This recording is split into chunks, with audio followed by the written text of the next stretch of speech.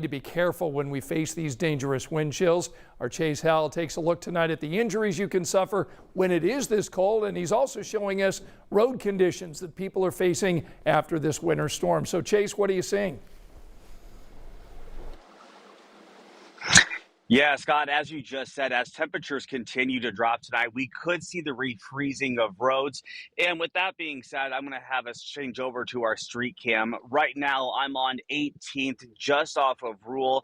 And as you can see when that street cam pulls up, these roads haven't really been touched by a plow. Instead, they've just been driven on by cars.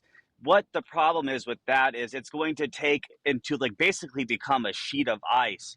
And with that, you could be slipping and sliding around. But it's not the only time with that you need to be careful is when you're in your car with this sub-zero temperatures. You also need to be careful because it could affect your health.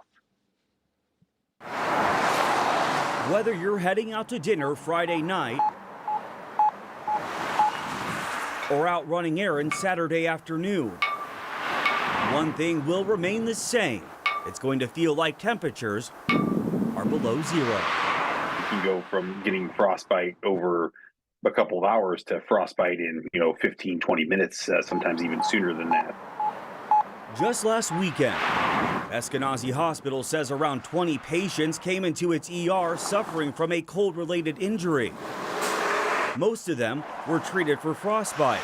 But despite some people's best efforts to cover their hands, feet, ears, and toes, they too can get frostbite if they're not careful. If you're wearing tennis shoes outside in wet conditions, making sure you change socks frequently, making sure you have a change of dry footwear, because having wet footwear out in cold and especially low wind chill temperatures, that's a recipe for frostbite as well. Dr. Tyler Stepsis, who works in the ER at Eskenazi Hospital, says frostbite typically comes in stages, and that you need to act fast before things go from bad to worse.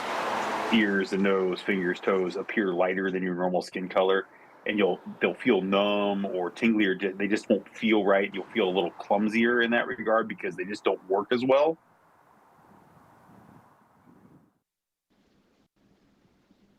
Yeah, and I'm going to give you a 2-for-1 in advice, Scott. So Dr. Stepsis